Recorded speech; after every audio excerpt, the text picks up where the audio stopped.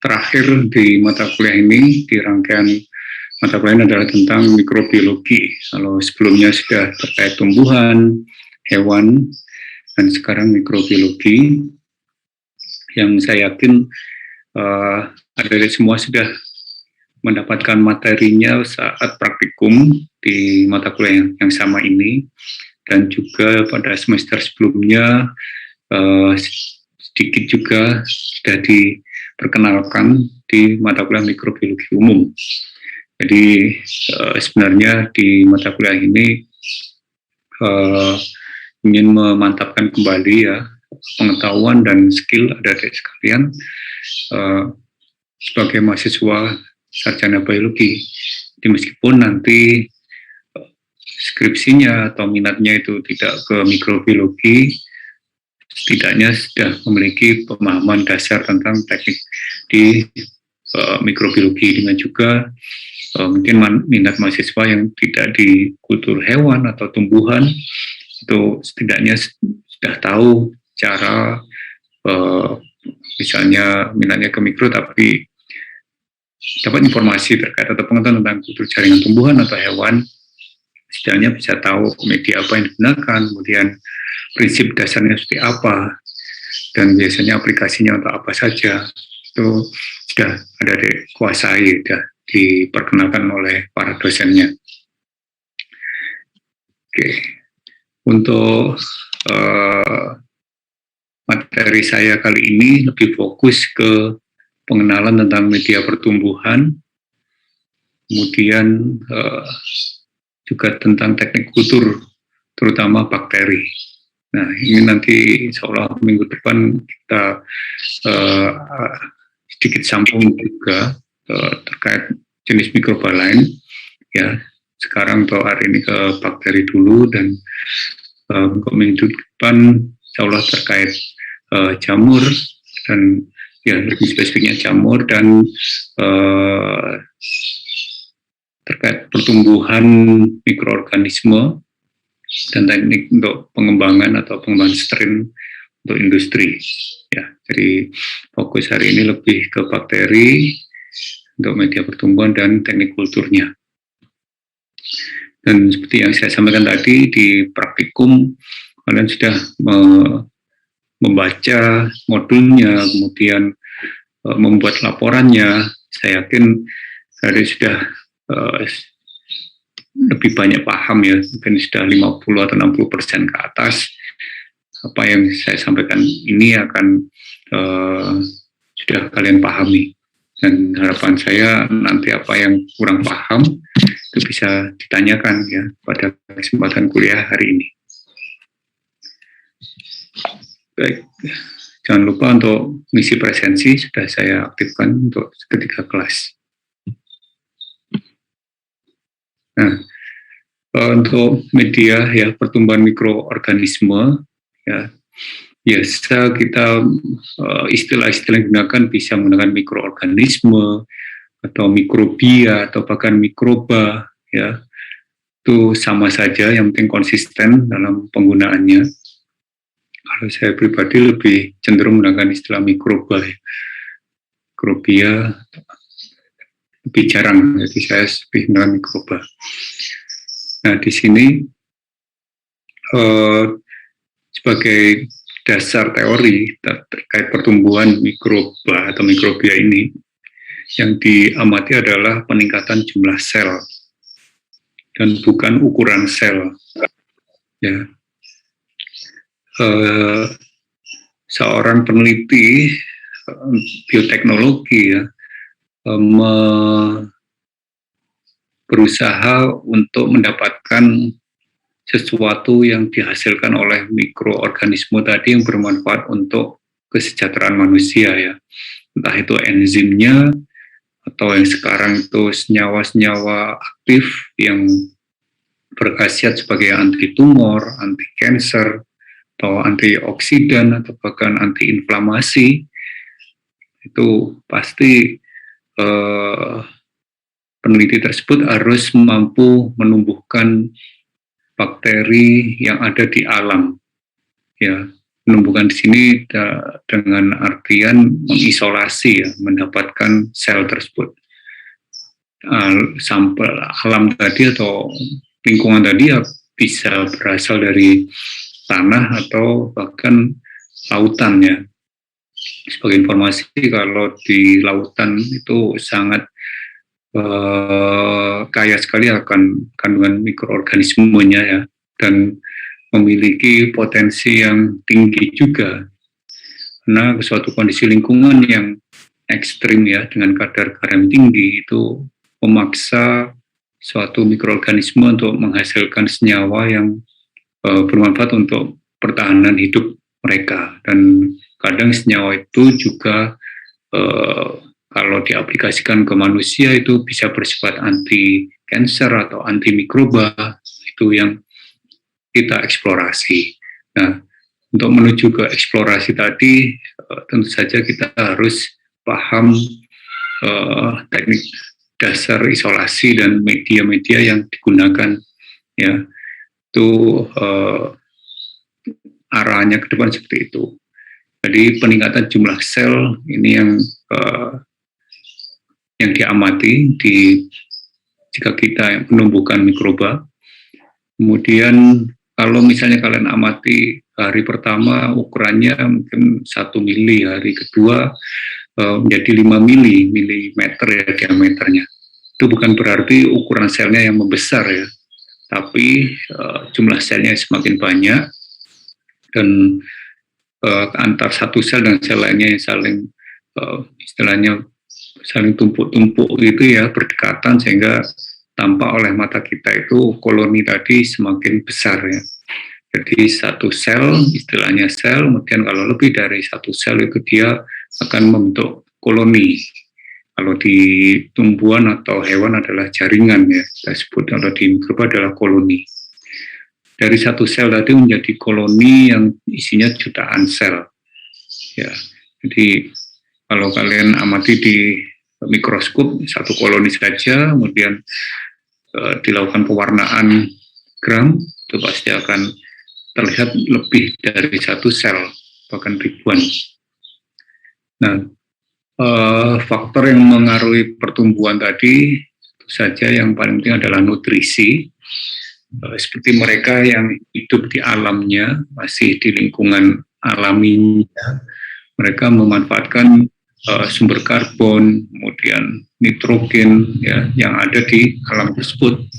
Nah, itu nutrisi, atau kalau dalam bahasa alamnya adalah nutrisi, tapi kalau sudah di kultur, di laboratorium ya istilahnya media pertumbuhan, di mana di media tadi ya berisi nutrisi yang penting untuk pertumbuhan mikroba tersebut.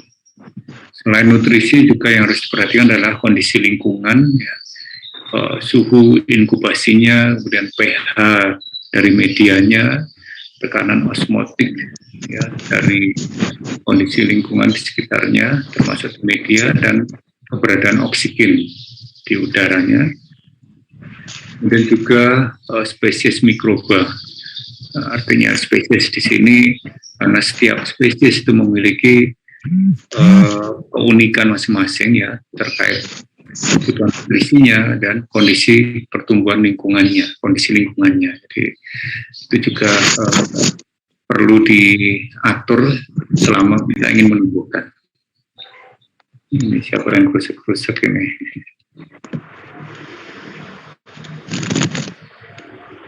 Nabila ya.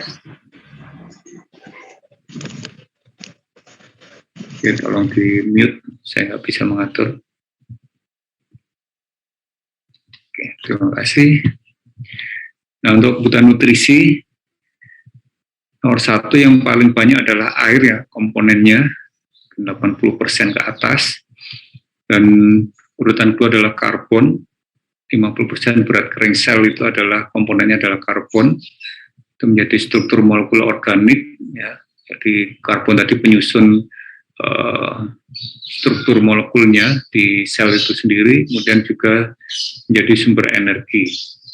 Jadi ada istilah kemoheterotrof, yaitu sumber karbonnya itu berupa bahan organik, Kalau autotrof, sumber karbonnya itu berupa CO2. Itu adalah istilah yang digunakan untuk kemampuan mikroba tadi dalam menggunakan sumber karbonnya berupa apa. Kalau bahan organik heterotrof ya, kalau CO2 adalah autotrof. Kemudian komponen ketiga adalah nitrogen, bisa dalam bentuk asam amino atau protein. Kebanyakan bakteri menguraikan protein, jadi bakteri-bakteri yang mungkin kalian jumpai di mengontaminasi makanan, mungkin daging, berarti komponen di daging tadi paling banyak adalah protein, sehingga itu adalah media yang disukai oleh bakteri. Nah, protein tadi diuraikan menjadi peptida dan asam amino yang nanti juga akan berupa nitrogen juga akhirnya. Paling terakhir, kemudian beberapa bakteri juga menggunakan NH4, amonium, dan NO3 atau nitrat yang ada di lingkungan, di perairan atau di tanah. Kemudian sedikit bakteri yang menggunakan N2 dalam fiksasi nitrogen. Namun ada kelompok bakteri yang mampu memfiksasi nitrogen bebas di udara. Jadi ini lebih istilahnya dibandingkan bakteri yang tidak mampu memfiksasi, kelompok bakteri fiksasi ini bisa lebih mudah sekali mendapatkan nutrisi nitrogennya. Baik. Kemudian komponen berikutnya adalah belerang atau sulfur. Ya, dalam asam amino itu terkandung di tiamin, ya, sistein dan biotin. Dan kebanyakan bakteri tadi menguraikan dari protein, ya, seperti hanya yang nitrogen juga. Kemudian beberapa bakteri menggunakan SO4, ya, sulfur dan atau H2S. Ya, kelompok bakteri yang bisa menggunakan mereduksi sulfur atau H2S ini umumnya bakteri yang hidup di lingkungan ekstrim, ya, yang kaya akan sumber sulfur seperti di pegunungan, gitu ya,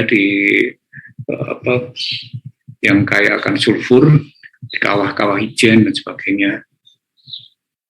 Kemudian fosfor ini sangat penting dalam struktur DNA, RNA, dan ATP, juga membran sel dalam bentuk PO4-3, ya, fosfat. Kemudian trace element ini unsur berupa anorganik, ya, anorganik diperlukan dalam jumlah yang sedikit, ya. Biasanya digunakan sebagai kofaktor enzim untuk metabolisme enzim tersebut yang melibatkan enzim. Jadi trace element ini seperti, ya, besi, ya, kecil-kecil itu, kemudian zinc itu dibutuhkan dalam jumlah kecil tapi penting. Nah, semua komponen tadi, mulai air, sumber karbon, ya, N, sulfur, fosfor, dan trace element ini ada di komponen media yang yang kita gunakan untuk menumbuhkan mikroorganisme, entah bakteri maupun jamur, bahkan alga juga membutuhkan komponen-komponen tersebut. Nah, kategori mikroba berdasarkan nutrisi itu dibagi menjadi dua, saprofit, ya, saprofit itu yang hidup pada organisme mati, dan parasit yang hidup di inang yang hidup. Yang biasa menyebabkan bersifat patogen adalah parasit. Nah, untuk media kultur sendiri, ini ada istilah-istilah yang wajib kalian ketahui. Apa itu media? Itu campuran nutrien yang diperlukan untuk pertumbuhan mikroba. Dari mulai sumber karbon sampai trace element tadi, itu adalah nutriennya, dicampur jadi satu.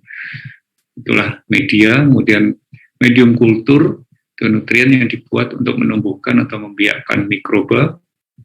Steril itu tidak ada mikroba yang hidup. Di media, di permukaan, atau di peralatan yang digunakan untuk bekerja harus steril.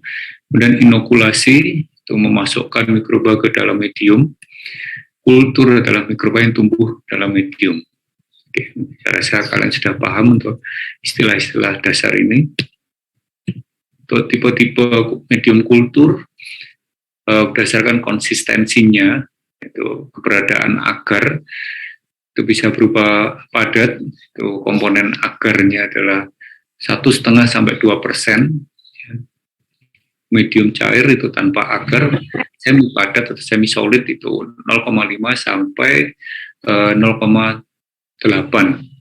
ya, jadi separuh resep lah istilahnya. Bahkan 1% juga masih cenderung semi solid. Umumnya kita gunakan misalnya adalah medium padatnya adalah 1,5%, maka semi solidnya ya 0,75%. Dan setiap penggunaan jenis medium dasar konsistensinya ini ada tujuannya khusus, ya, tujuan khusus. Seperti medium padat itu jika ingin menumbuhkan koloni di medium tadi untuk keperluan isolasi atau untuk pengamatan.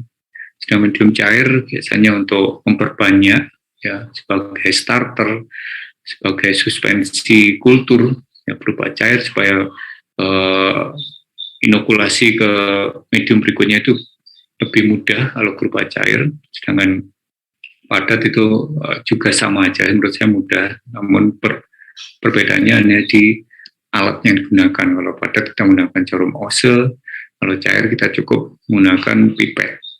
Dan medium semi padat ini digunakan untuk biasanya uji-uji tertentu, ya, seperti uji antimikroba atau uji deteksi termasuk bakteriofag juga, ya. Kemarin waktu praktikum sudah diperkenalkan bahwa untuk menumbuhkan virus yang menginfeksi bakteri itu diperlukan semi solid media, ya, karena untuk memudahkan pergerakan dari mikroba tersebut.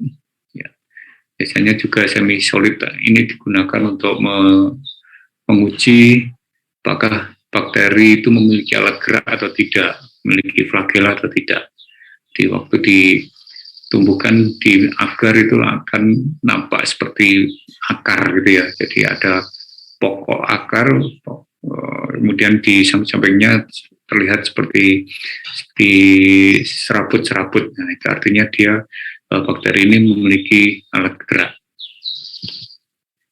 Dan berdasarkan komposisi atau ramuannya, medium ada istilah medium sederhana, medium kompleks, medium sintetik, dan medium spesial atau khusus.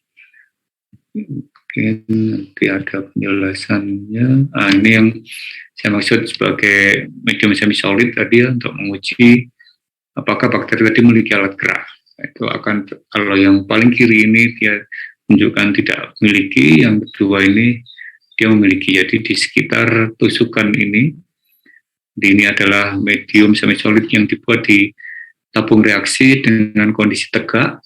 Nah, kemudian setelah ditusukkan ke bawah akan muncul di kiri kanannya seperti serabut. Itu artinya dia bakteri tadi memiliki alat gerak atau mampu bergerak.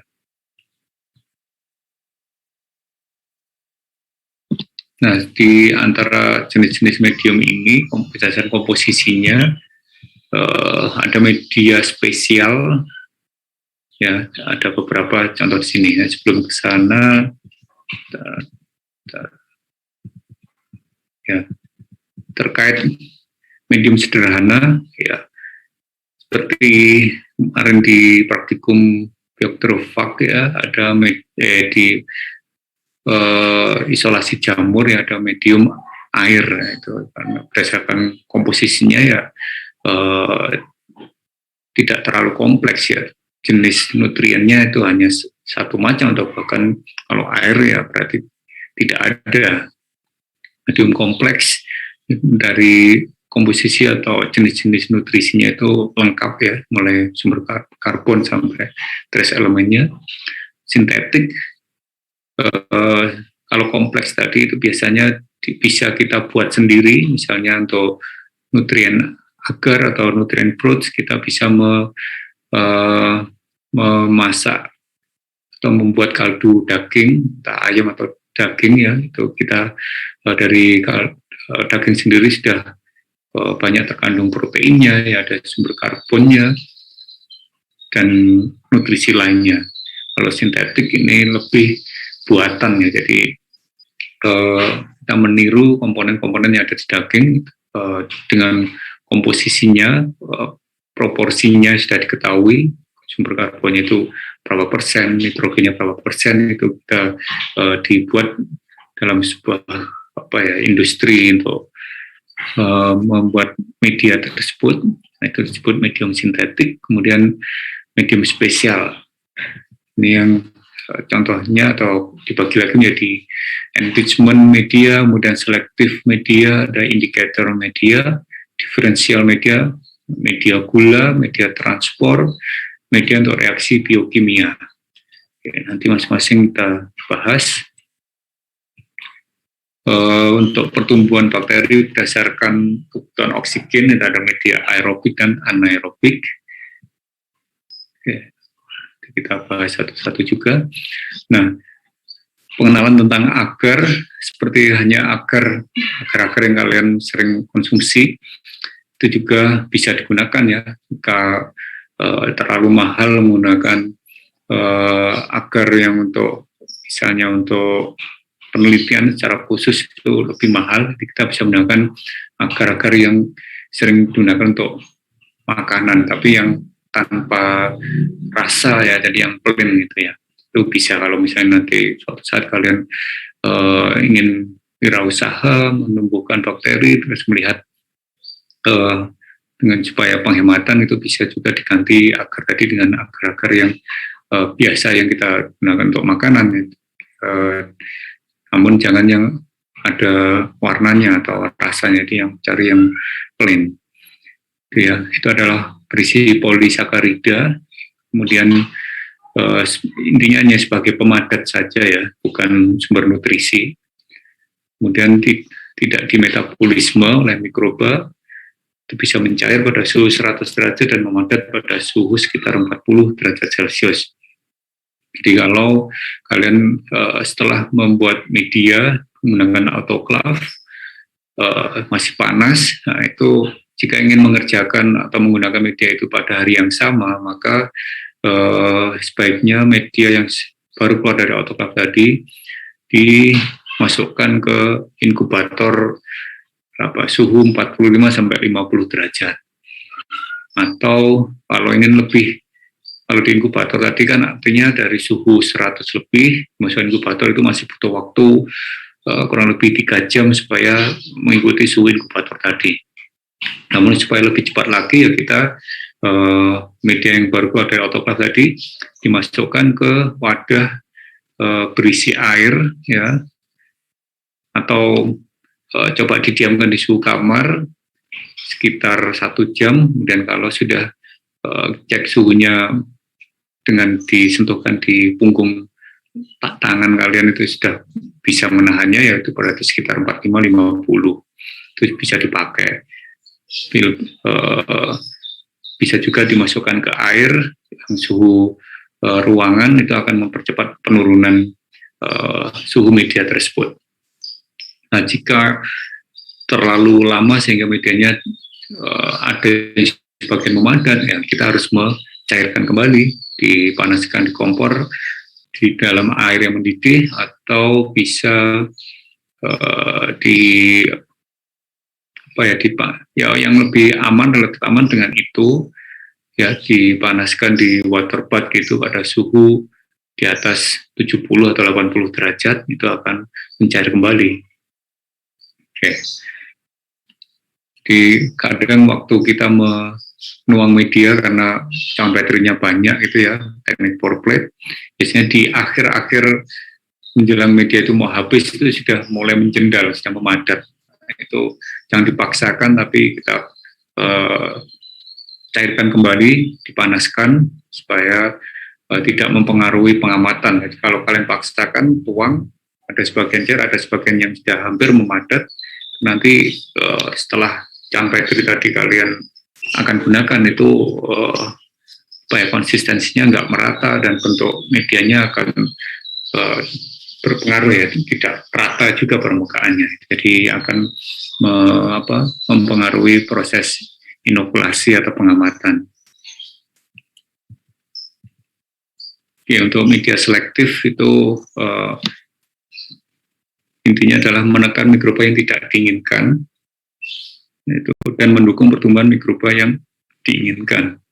Jadi di media tadi mengandung senyawa yang bisa menghambat bakteri yang tidak diinginkan tersebut.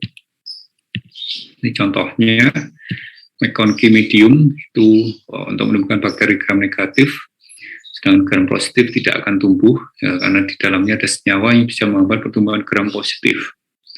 Kemudian DCBS, ini untuk khusus selektif bakteri spesies Vibrio cholera atau kelompok genus Vibrio. Ada LG medium untuk tuberkulosis yang Mycobacterium. Ini ada Salmonella typhi, nama medium-nya adalah Wilson and Blair medium. Jadi masih banyak lagi ya jenis-jenis media selektif yang bisa digunakan untuk kelompok bakteri tertentu.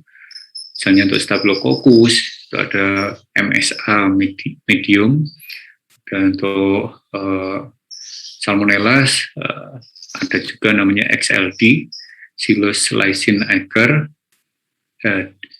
Ya, itu beberapa jenis media selektif yang lain. Jadi untuk satu spesies itu atau satu kelompok bakteri itu media selektifnya bisa lebih dari satu ya.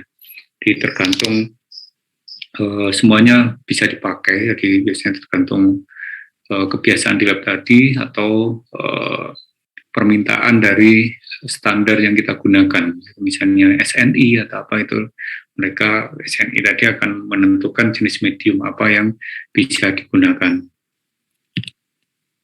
Oke, jadi dengan menggunakan media selektif ini langsung kita bisa memudahkan kita untuk menghilangkan bakteri yang tidak kita harapkan. Jadi akan mempercepat pengamatan atau untuk deteksi bakteri tertentu di sampel kita. Ada media diferensial, yaitu media ditambahkan reagen atau senyawa tertentu untuk membedakan berbagai jenis mikroba. Jadi jika kita ingin sekaligus ya dalam satu sampel itu ingin tahu apakah di sana ada bakteri A dan B, nah itu dengan diferensial itu bisa membedakan, oh ini E. coli, ini coliform dalam satu media, itu bisa dibedakan. Kemudian juga ada istilah media agar darah atau blood agar, itu adalah media yang diperkaya ya, maksudnya diperkaya itu dia nutrisinya, media tersebut ditambahkan darah, bisa berasal dari darah, biasanya digunakan adalah domba ya, sheep ya, domba itu yang sering dipakai. Kemudian juga diferensial karena tadi yang mengandung 5% darah domba.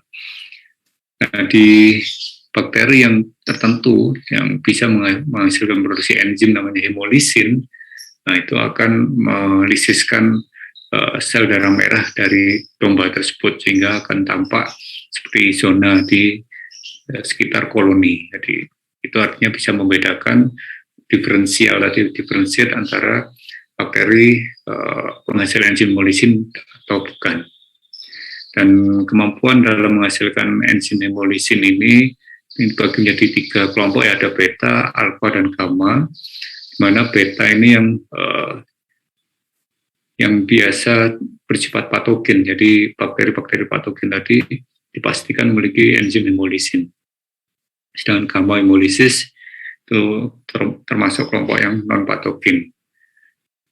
Alfa hemolisis juga sebagian adalah kelompok patogen, karena hemolisinnya tidak sempurna, tapi tetap dia memiliki kemampuan untuk melisiskan sel darah merah.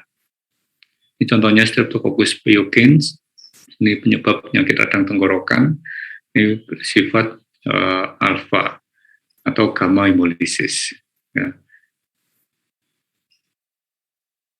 Di cenderungnya ke alfa tadi ya, alfa hemolisis ya. Kemudian McConkey, ini contoh untuk selektif gram negatif. Di diferensialnya itu ada karena ada menambah warna namanya neutral red, jadi medianya jadi merah, dan laktosa juga ditambahkan ke media tersebut. Jadi bakteri yang bisa memfermentasikan laktosa itu akan menghasilkan atau mengubah pH, yang menghasilkan senyawa asam. Nah, perubahan pH tadi akan terdeteksi dari perubahan warna neutral red tadi menjadi kuning, pink ya, atau pink. Sedangkan bakteri yang tidak bisa memfermentasi ya dia tidak berwarna, tetap koloninya tadi, dan medianya juga cenderung masih merah ya, tidak menjadi pink.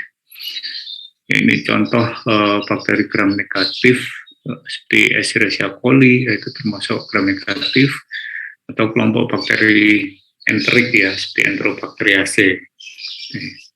Itu adalah kelompok-kelompok bakteri gram negatif. Media yang diperkaya ada penambahan senyawa tertentu. Nah, di sini misalnya untuk mengisolasi Salmonella dan Shigella itu ada namanya selenit F-Brood. Jadi biasanya media yang diperkaya ini digunakan untuk memperbanyak sel bakteri yang kita target. Misalnya di suatu makanan ya, entah itu misalnya biskuit gitu ya, keberadaan bakteri patogen itu misalnya kalau ada ya terdeteksi itu pasti jumlahnya kecil sekali, sedikit. Nah kalau kita langsung gunakan teknik isolasi tanpa menggunakan media diperkaya, maka kemungkinan tidak tumbuh karena saking sedikitnya. Jadi ya, di media tadi meskipun kita menggunakan media selektif atau apa, dia tidak tumbuh, ataupun kalau tumbuh ya hanya mungkin satu koloni yang tumbuh, jadi nggak valid datanya. Oleh karena itu perlu diperkaya atau ditingkatkan dulu jumlahnya, itu menggunakan media diperkaya ini atau enrichment ini. Jadi sebelum menggunakan media selektif, sampel tadi dimasukkan ke media yang diperkaya ini, diinkubasi 24 jam, kemudian dipindah lagi ke media selektif. Nah, dari situ pasti jumlahnya akan semakin banyak dan sangat memudahkan untuk pengamatan. Juga bisa, ini contohnya untuk Vibrio cholera, media diperkaya adalah alkaline peptone water. Jadi media ini berupa cair ya umumnya. Media sebelum ke media selektif itu diperkaya, ditingkatkan dulu jumlahnya itu dalam bentuk media cair. Ya, karena Vibrio tadi umumnya adalah pH-nya itu tinggi ya, basah, maka penambahan peptone water, jadi air yang mengandung pepton. Jadi pepton ini sumber nitrogen, itu akan memperbanyak, atau jika fibronya itu ada di sampel itu dia akan semakin banyak jumlahnya, dan jika kita pindahkan ke media selektif itu akan semakin mudah untuk mengamati karena banyak koloni yang tumbuh. Jadi seperti itu tujuannya. Kemudian media gula di sini tidak gula untuk memasak itu ya, ini cenderung gula sederhana seperti glukosa, arabinosa, atau laktosa, atau juga bisa pati yang lebih kompleks. Ya. Jadi di media gula ini umumnya digunakan untuk uji biokimia ya, untuk melihat apakah bakteri atau mikroba yang kita uji itu mampu memfermentasi atau menggunakan glukosa kah, atau arabinosa atau laktosa. Jadi tidak semua bakteri itu mampu menggunakan laktosa. Jadi kalau glukosa mungkin semua bisa, karena ini gula paling sederhana tingkatannya, dan itu mudah sekali langsung diserap oleh sel mikroba. Nah itu jika kita tambahkan, di sini ada namanya tabung Durham. Jika dia mampu memfermentasi atau menggunakan, maka akan terbentuklah gelembung atau gas di tabung Durham tadi. Atau bisa digunakan pewarna indikator, ini adalah warna merah, itu ditambahkan phenol red atau neutral red ya.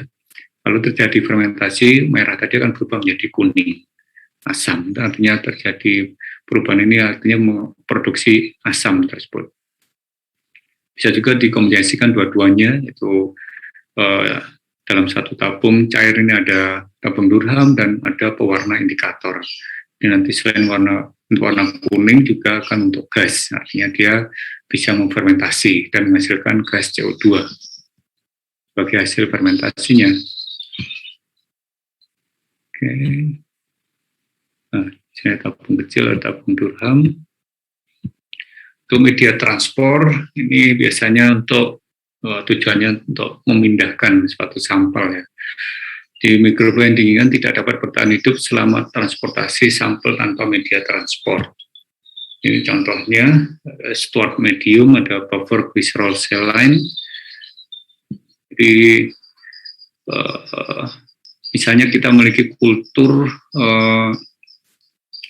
yang ingin disimpan supaya bertahan lama ya tanpa kultur tadi rusak atau mati, itu bisa disimpan di namanya media transport ini. Jadi kultur ini kalau dilihat dari gambar ini dia menggunakan cotton bud, artinya diambil dari media padat ya, ada koloni, diambil menggunakan bulat, kemudian dimasukkan ke medium transport ini, itu nanti bisa bertahan lebih lama selama transportasi, jadi tidak perlu disimpan di suhu dingin dan sebagainya. Di kondisi dia stabil dan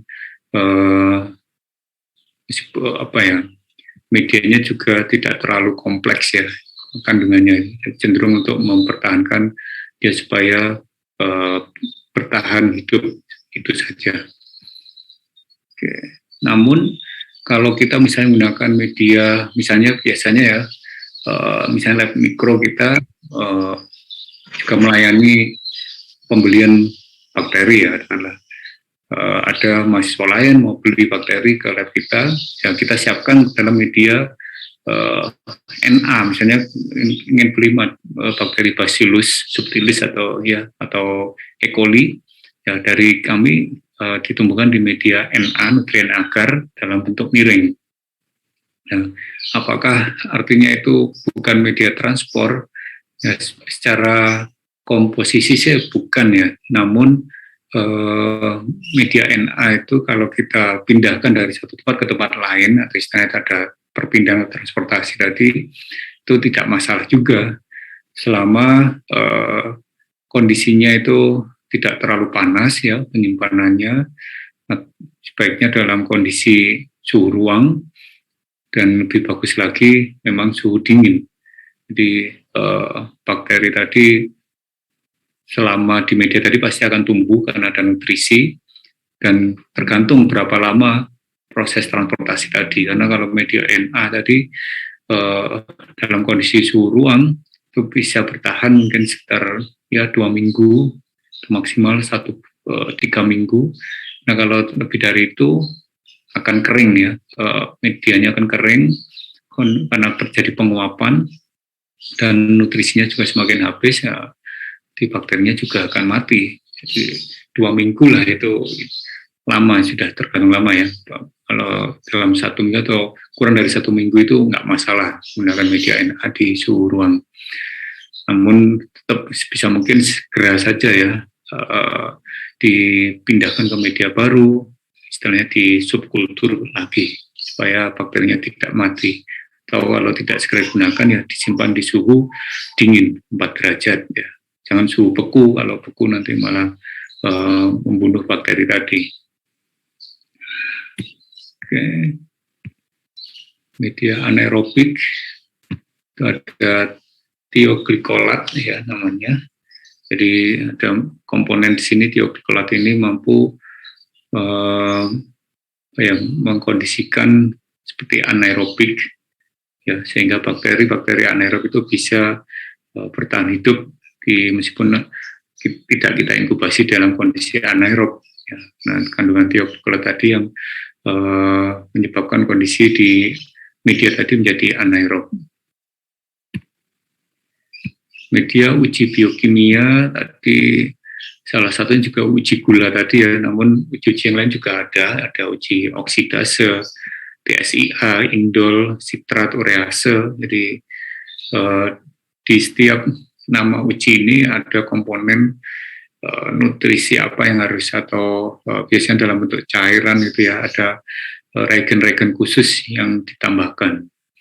Jadi nanti setelah bakteri tadi tumbuh, maka akan memunculkan reaksi-reaksi yang berbeda. Ini mulai dari munculnya cincin di atas media cair, itu akan sebagai indikasi positif untuk ujinya tersebut.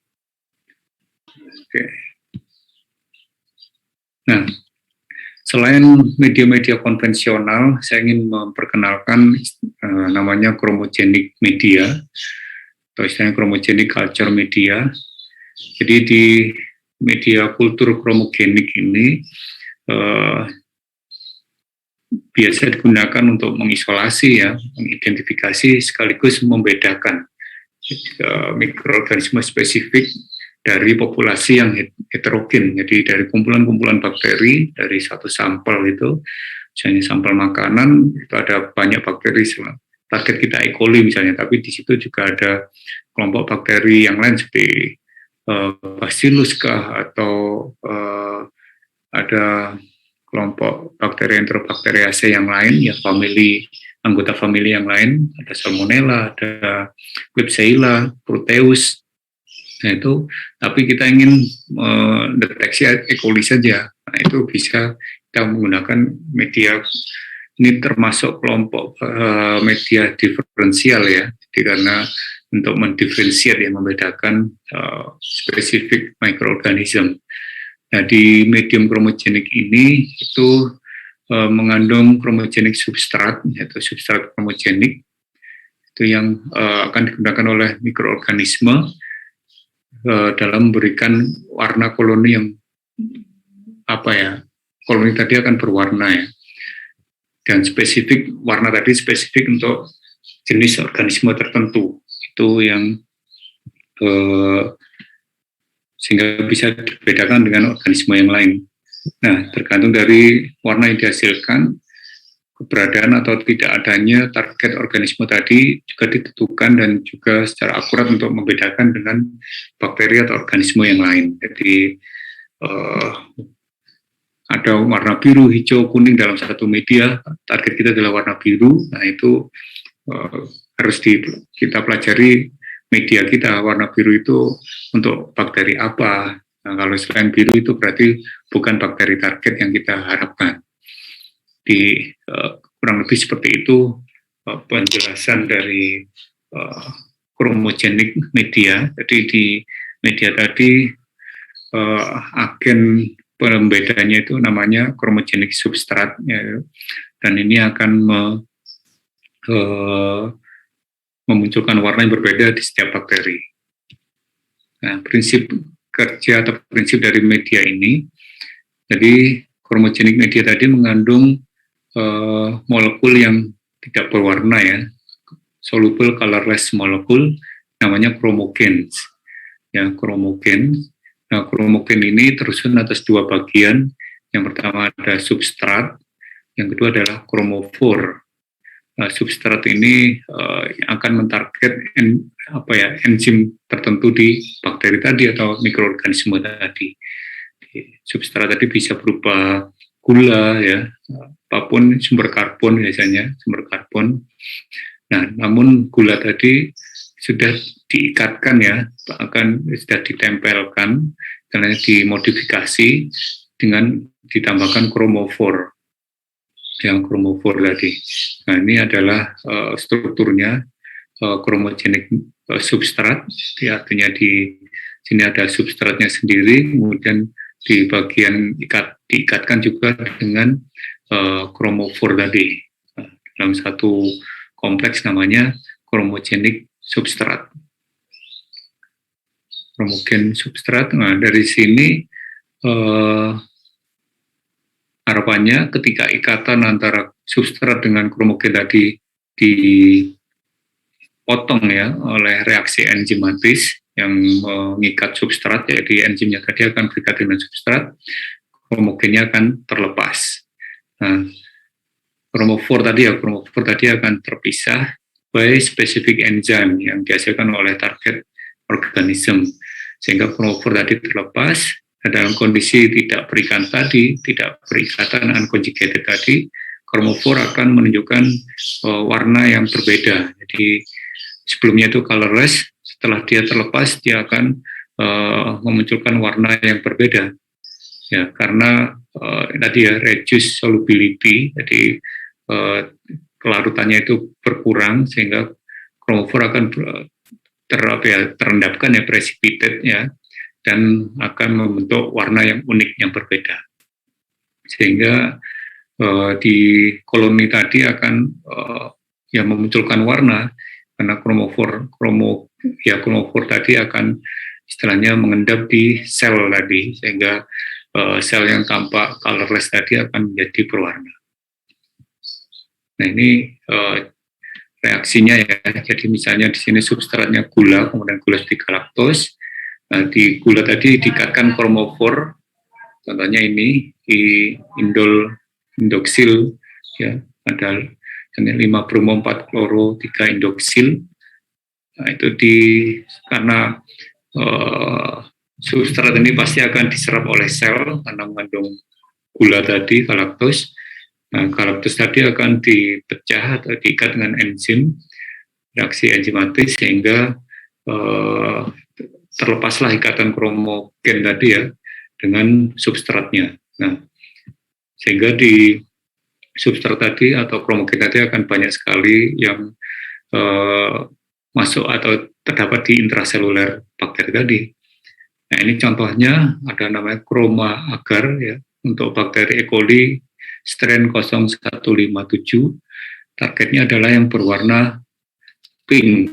Ya, warna pink adalah E. coli, sedangkan bakteri lain adalah yang tidak berwarna atau yang berwarna biru. Nah, itu diferensial juga, diferensial media, jadi membedakan bakteri target dan bakteri lain. Jadi bakteri yang ditarget adalah warna pink, bakteri lain adalah selain warna itu. Jadi di sini akan sangat cepat sekali kita mendeteksinya. Oh, ada E. coli untuk strain O157. Jadi berwarna biru.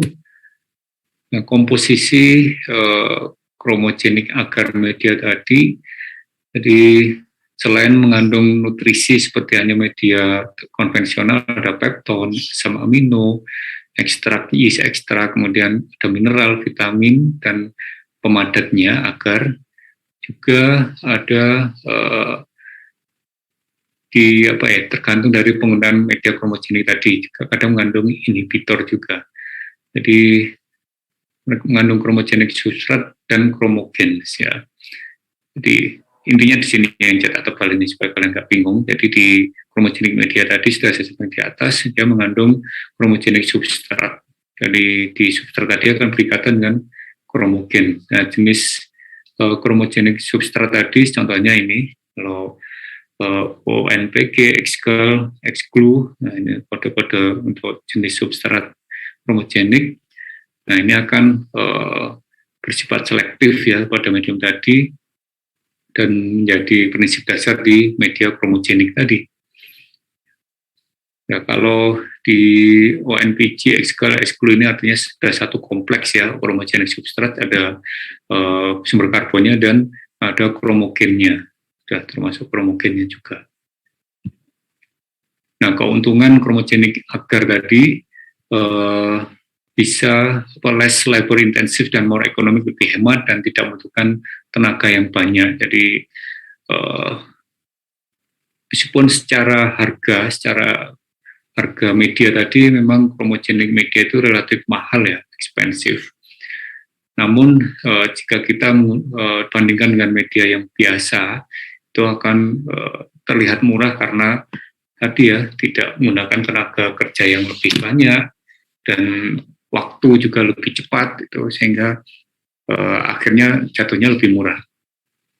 Jadi mengeliminasi kebutuhan untuk subkultur atau uji biokimia lebih lanjut untuk memastikan isolat itu spesies atau genus apa. Jadi dengan munculnya warna tadi langsung, oh iya ada E. coli strain ini. Tapi kalau media konvensional kita harus murnikan dulu bakterinya, kemudian diuji biokimia, entah oksidase, entah koagulase dan sebagainya, baru kita bisa menentukan identitas isolat tersebut. Nah, itu yang menjadikannya lebih murah dan tidak membutuhkan banyak tenaga kerja.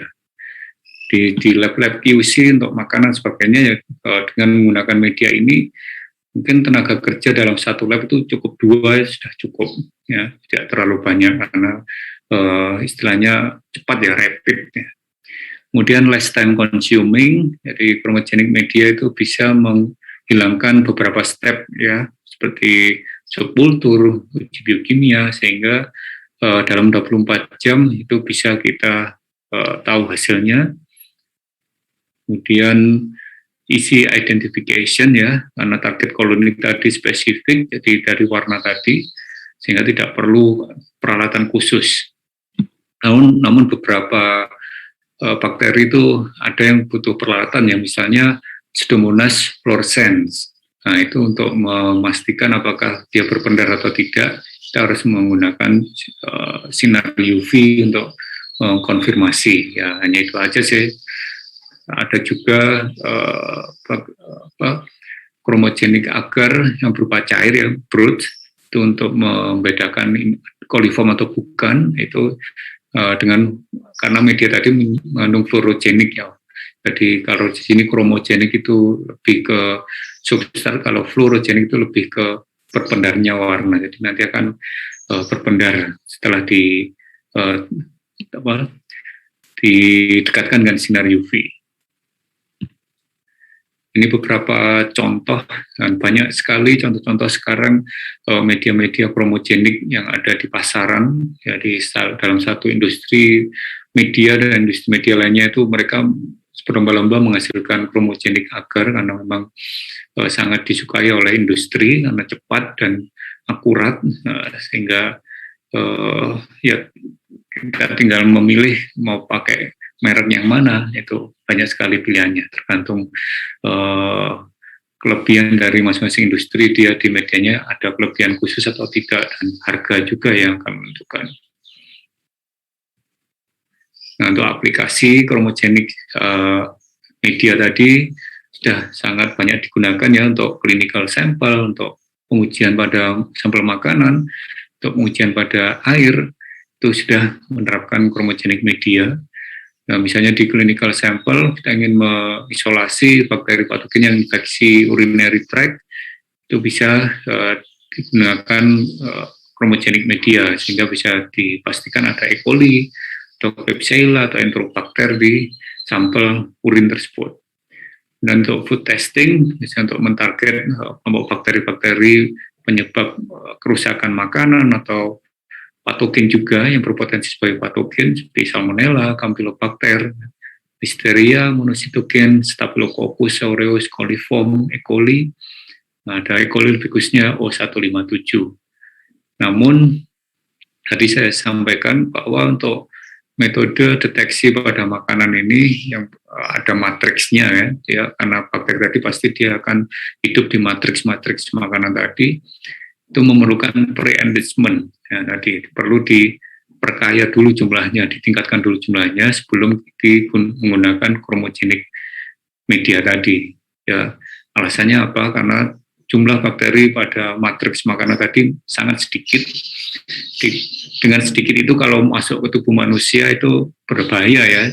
Nah, namun kalau di kultur langsung chromogenik agar itu kemungkinan tidak tumbuh atau tidak valid untuk koloni yang tumbuh, sehingga perlu ditingkatkan dulu jumlahnya dengan pre-enrichment, dengan media-media yang diperkaya tadi, yang saya sebutkan contohnya yang di atas tadi. Jadi masih banyak lagi contoh-contoh media yang diperkaya lainnya.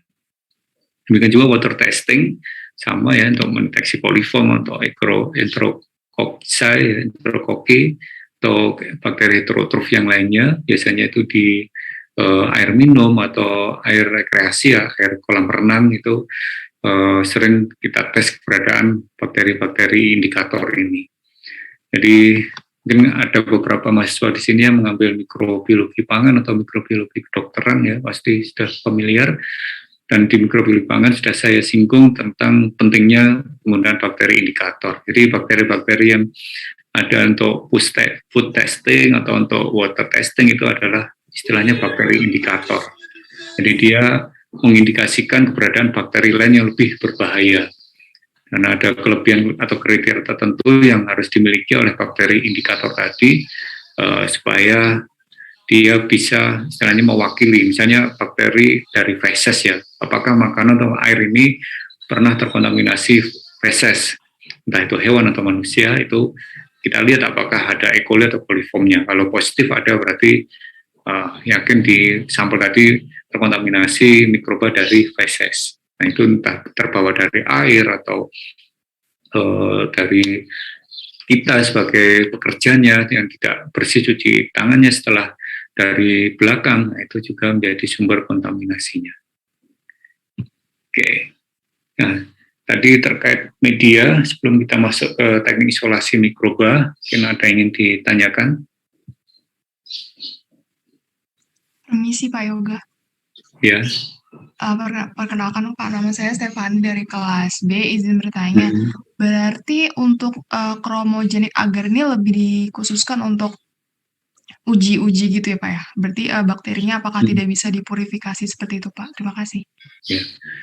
Ya benar, untuk uji, untuk memastikan apakah di sampel itu ada bakteri yang kita target atau tidak. Untuk minggu depan mungkin akan saya singgung jelas tentang SNI ya, supaya ada pemahaman yang sama sebagai dasar untuk semua mahasiswa. Jadi di SNI tadi ada misalnya produk makanan, biskuit gitu, dia akan dipastikan di SNI akan meminta bakteri yang diuji adalah ini. Nah, untuk memudahkan tadi, di SNI juga media digunakan adalah ini. Misalnya salah satunya ada chromogenik media tadi.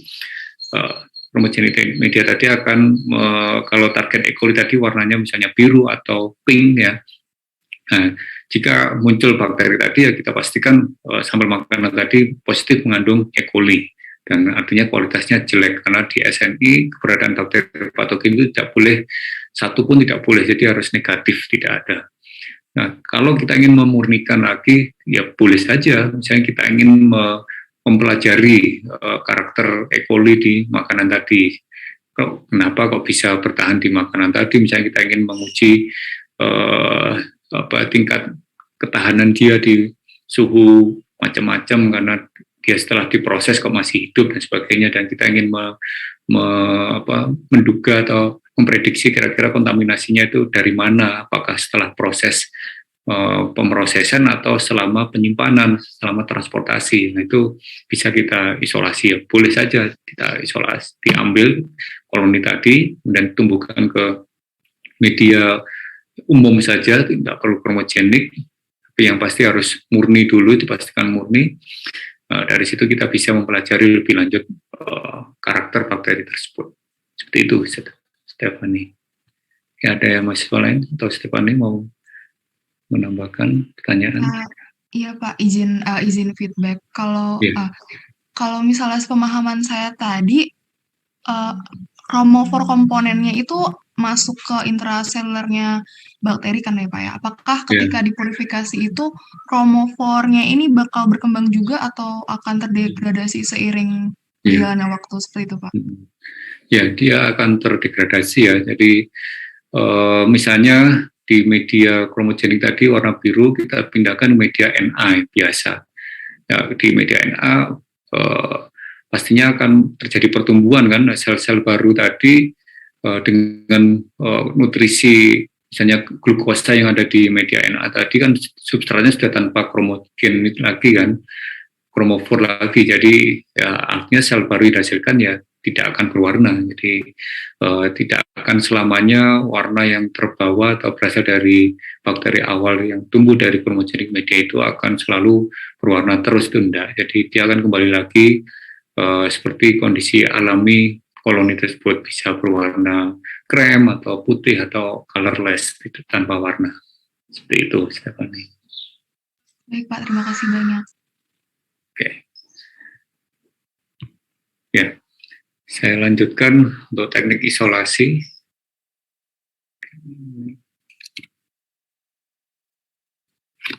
Oke, ya, secara umum prinsipnya kenapa kita perlu mengisolasi tadi tujuannya kita ingin mempelajari lebih lanjut bakteri kita ingin memproduksi senyawa penting yang dihasilkan oleh bakteri tersebut. Karena kalau tanpa bakteri tadi kita tidak bisa menghasilkan senyawa-senyawa tersebut. Yang penting untuk dokteran kah, untuk kesehatan dan sebagainya.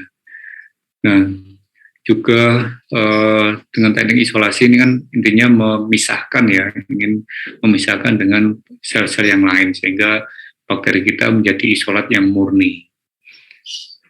Meskipun sekarang teknologi terkini itu ada namanya metagenomik ya, metagenomik tadi memungkinkan kita mendapatkan gen dari bakteri tanpa kita harus mengkulturnya, dan dari gen tadi kita bisa secara menggunakan analisis bioinformatika bisa kita prediksi ini untuk menghasilkan enzim apa.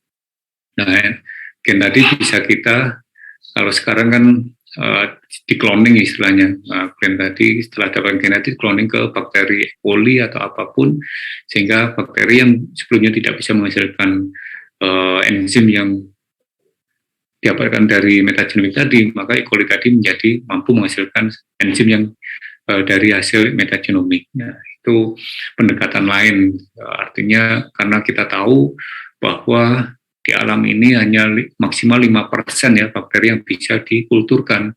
Sisanya 95% itu belum bisa dikulturkan, sehingga pendekatan metagenomik tadi sangat bermanfaat untuk mengeksplorasi potensi-potensi bakteri-bakteri yang tidak bisa dikulturkan tadi untuk dieksplorasi senyawa aktifnya yang bermanfaat untuk manusia. Nah, selama mungkin untuk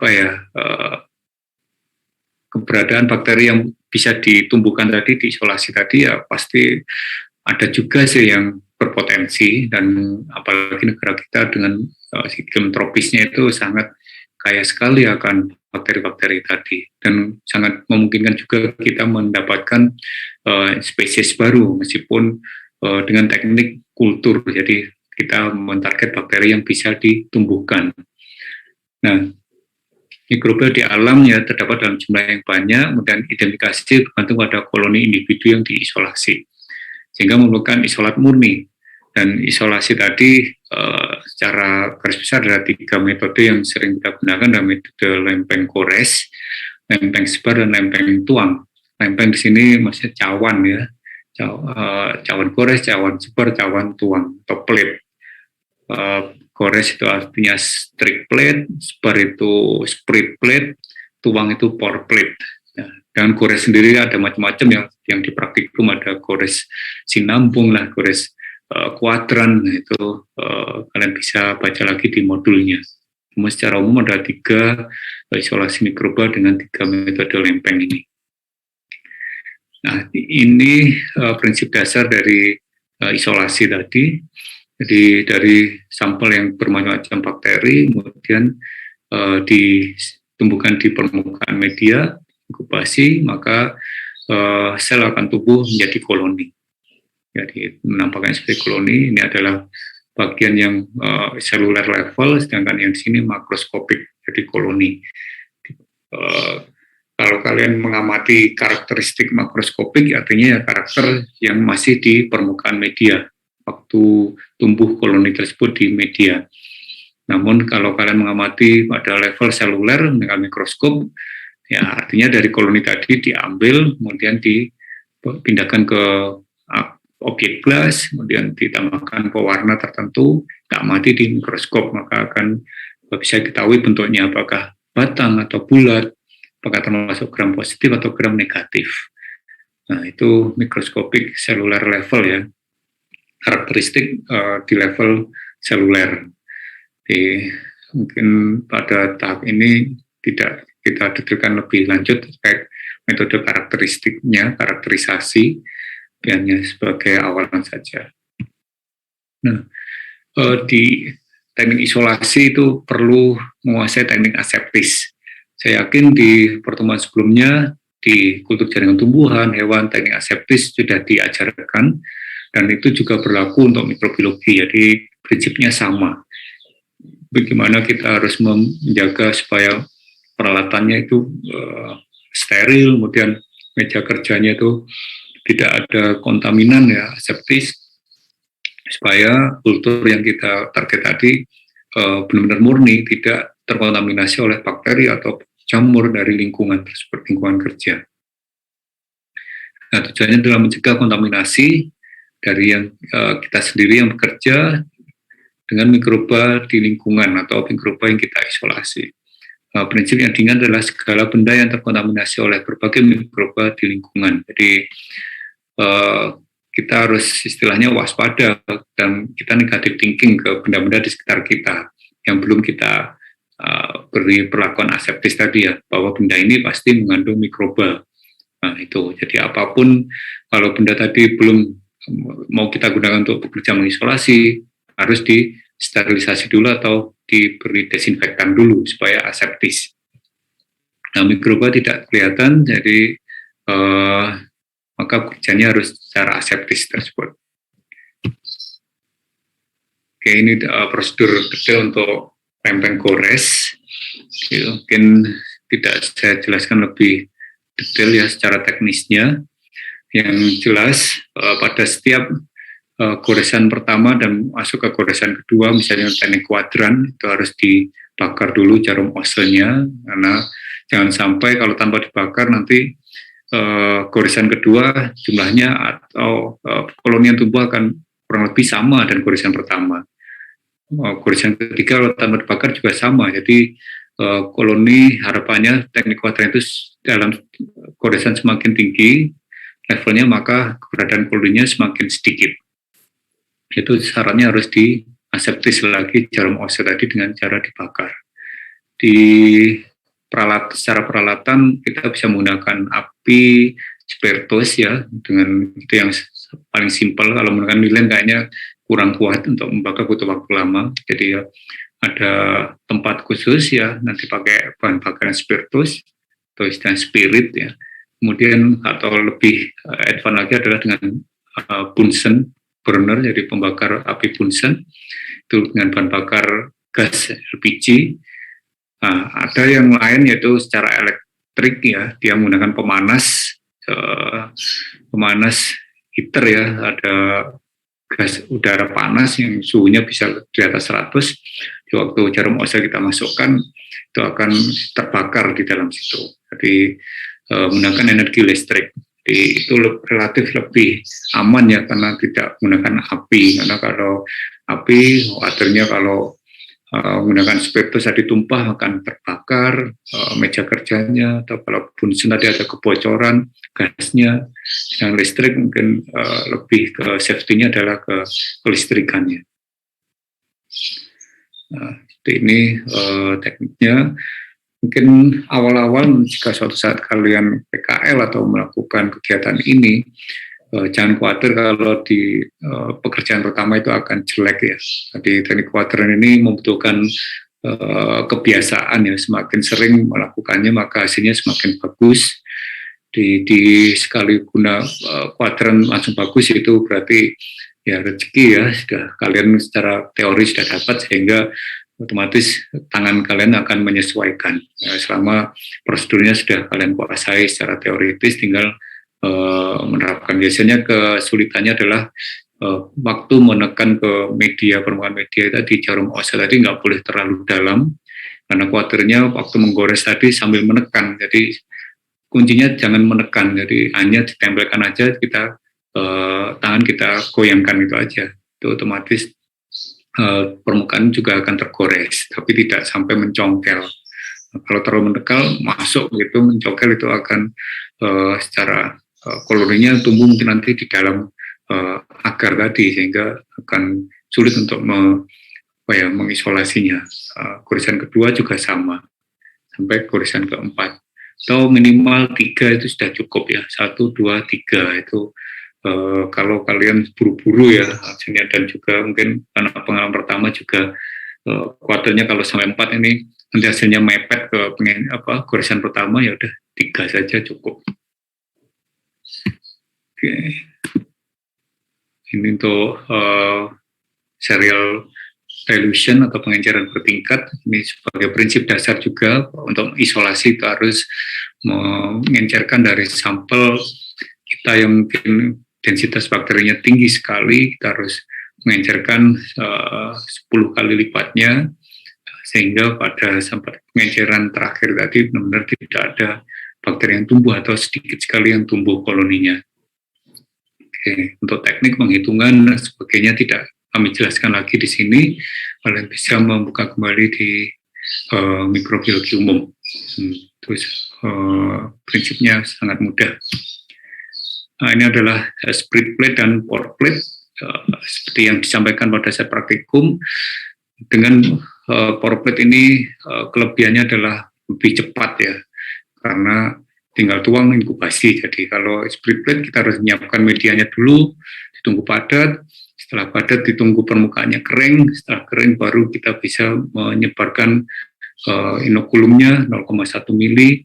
Di atasnya kemudian digoreskan dengan alat khusus namanya batang L atau Triglaski ya, atau glass spreader di sini. Jadi cara menyebarkannya itu harus minimal tiga bidang ya, misalnya dari sini kiri kanan gitu, kemudian dari sini kiri kanan juga, terus dari sini kiri kanan. Jadi atau 4 itu semakin bagus sehingga benar-benar merata semua.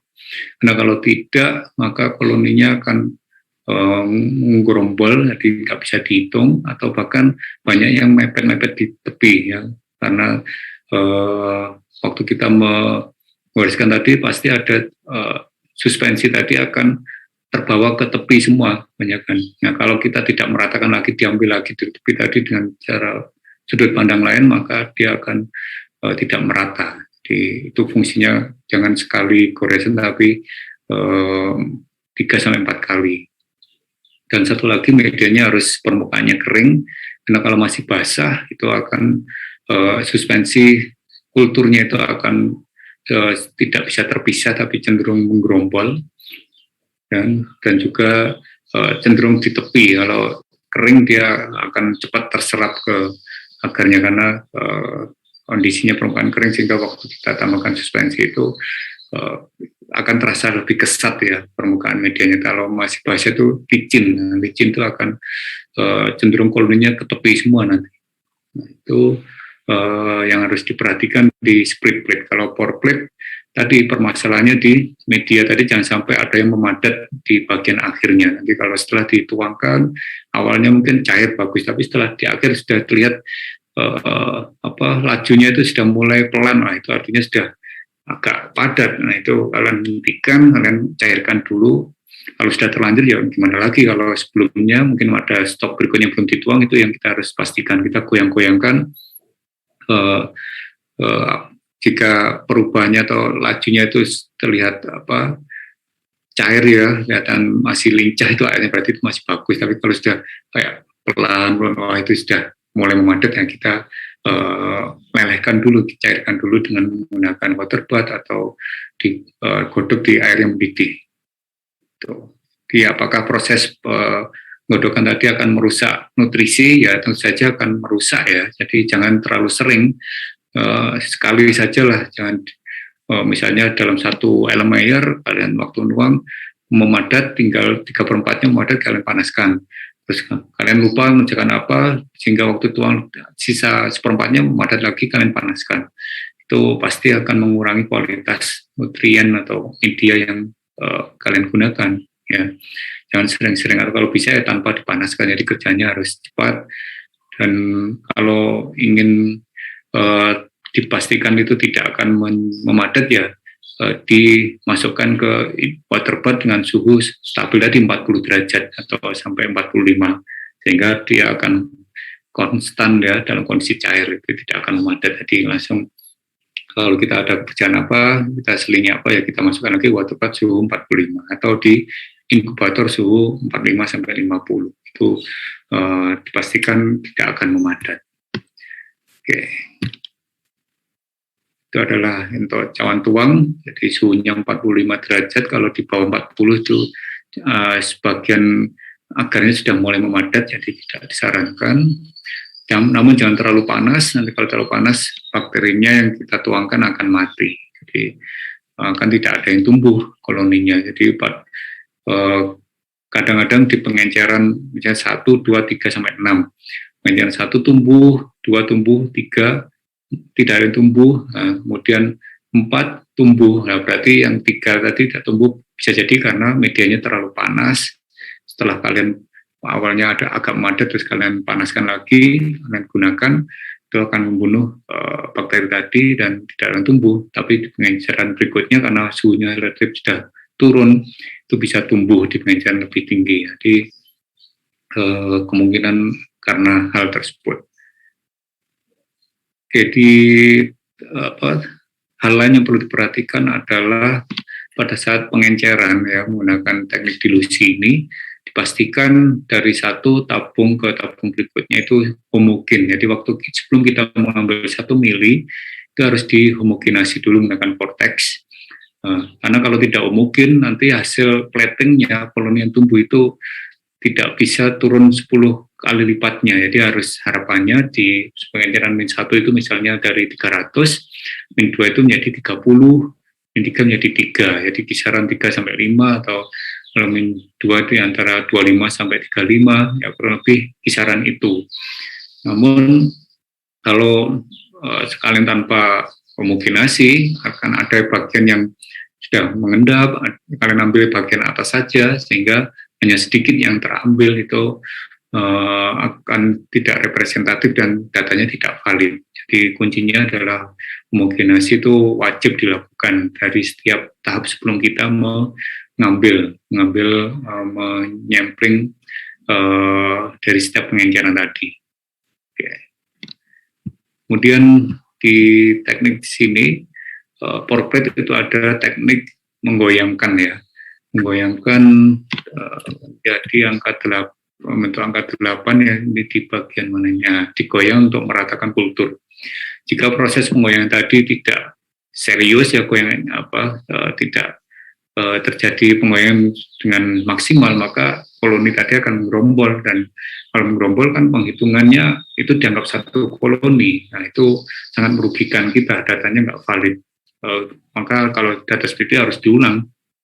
Maka goyangnya pun jangan terlalu kuat. Kalau terlalu kuat itu media akan nyiprat ya istilahnya akan keluar menyiprat ke tutupnya atau ke sampingnya sehingga koloni yang harusnya ada di media yang bawah itu akan ada yang ikut di atasnya dan sebagainya itu akan mengurangi jumlah koloni yang kita hitung. Jadi tidak valid juga datanya. Jadi harus pelan tapi terlihat ada pergoyangan di media tersebut dan menggoyangkan tadi harus langsung.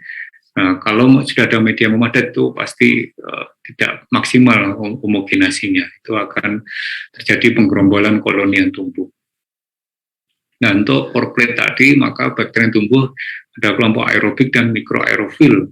Aerobik tadi dia tumbuh di permukaan, kalau mikroaerofil di dalam agar di tengah-tengah. Jika kita ingin mendapatkan koloni yang mikroaerofil ya dengan praktek kita harus mencongkel sedikit permukaannya dan koloninya kita ambil. Meskipun mikroaerofil kita tetap bisa menumbuhkan di permukaan tadi, bisa tumbuh. Cuman dia memang kebetulan dia berada di permukaan dan bisa tumbuh, maka kebutuhan oksigen sedikit pun masih bisa tumbuh sel tersebut. Tapi kalau ada oksigen banyak maka akan lebih bagus lagi pertumbuhannya. Jadi seperti itu aja sih prinsipnya. Kecuali kalau memang benar-benar dia tidak suka oksigen ya kita tumbuhkan dengan di permukaan dia akan mati, tidak bisa tumbuh optimal kan. Oke, itu pour plate. Ya, mungkin dari 3 teknik tadi ada yang ingin ditanyakan?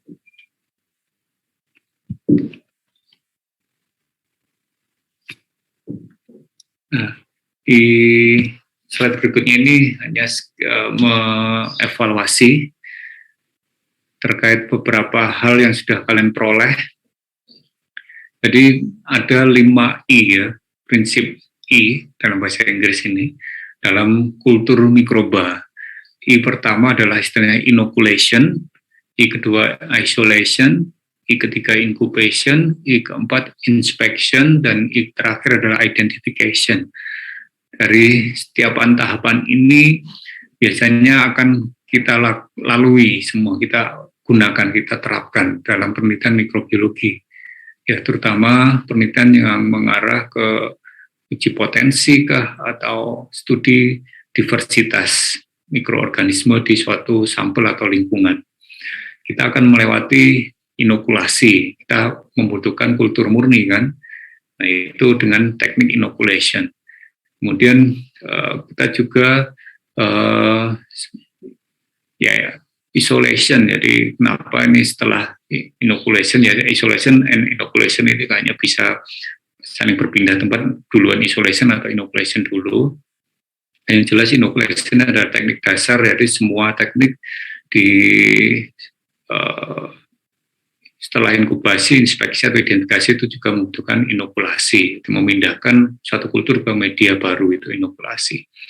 Sedangkan isolasi sendiri tadi ya dengan 3 metode cawan tadi pada media sehingga bisa didapatkan kultur yang koloni yang terpisah dan bisa kita murnikan koloni tadi menjadi isolat murni.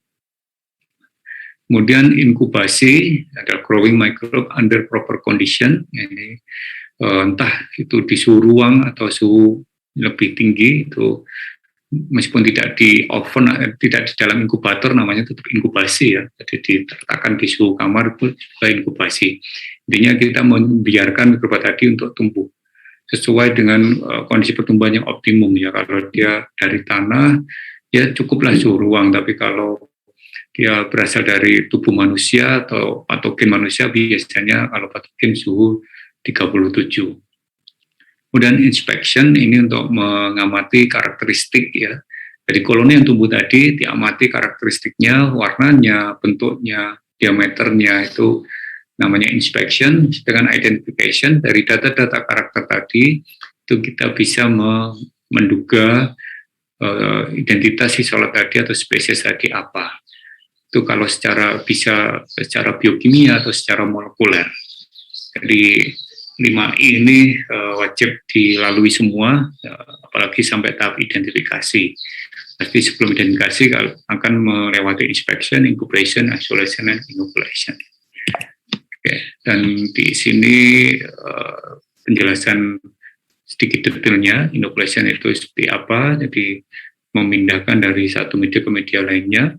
Jangan lupa untuk teknik aseptisnya harus dilakukan dengan pasti supaya tidak ada kontaminasi.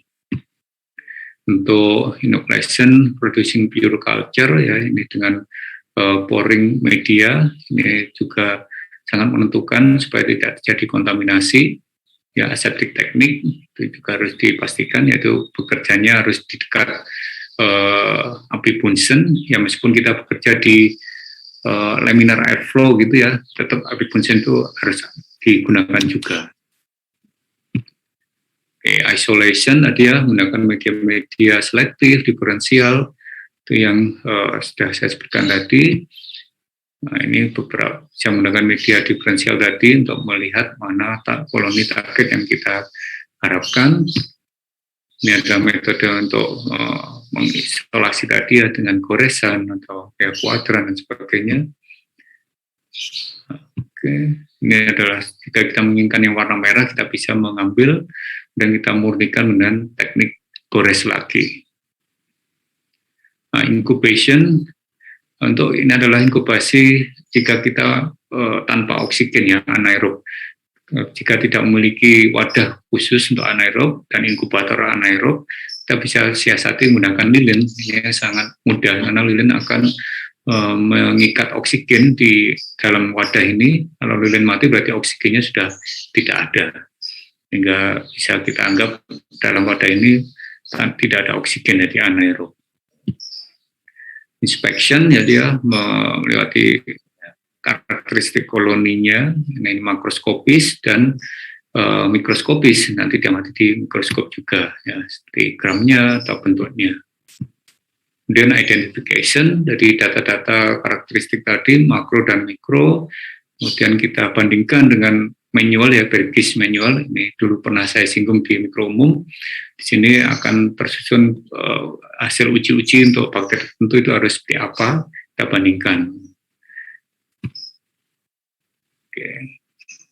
Dan juga bisa selain secara biokimia juga diuji lebih lanjut menggunakan pendekatan molekuler. Oke, saya rasa itu yang bisa saya sampaikan hari ini. Untuk minggu depan kita lanjutkan lagi terkait jenis mikroba lain, yaitu jamur, dan bagaimana kita mengembangkan strain yang kita harapkan. Kalau kita tadi ya setelah mendapatkan isolat murni dan kasih dan uji potensi, nah kita ingin mengembangkan strain tadi untuk keperluan industri atau apapun, itu akan kita bahas di pertemuan minggu depan. Oke, silakan ada pertanyaan terkait teknik isolasi.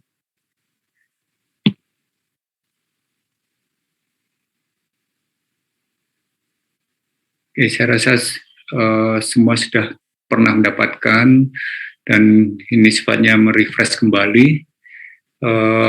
Di teknik isolasi tidak ada hal yang baru ya. Kalau media tadi ada hal yang baru, itu chromogenik agar.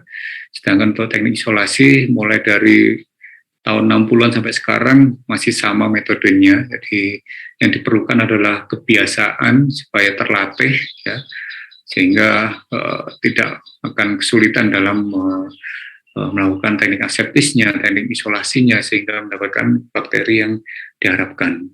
Jadi jangan khawatir untuk yang pertama kali, nanti PKL ya di mikrobiologi, di industri, selama kalian sudah paham teorinya, kalian yakin nanti setelah memegang alatnya, kalian bisa melakukannya dengan baik, dan di percobaan pertama hasilnya kalau jelek, jangan putus asa, itu masih diambil pelajarannya dulu, ya hikmahnya, baru kalian perbaiki kesalahannya di mana, kemudian bisa lebih baik lagi di percobaan kedua dan berikutnya, pasti akan lebih mahir setelah itu.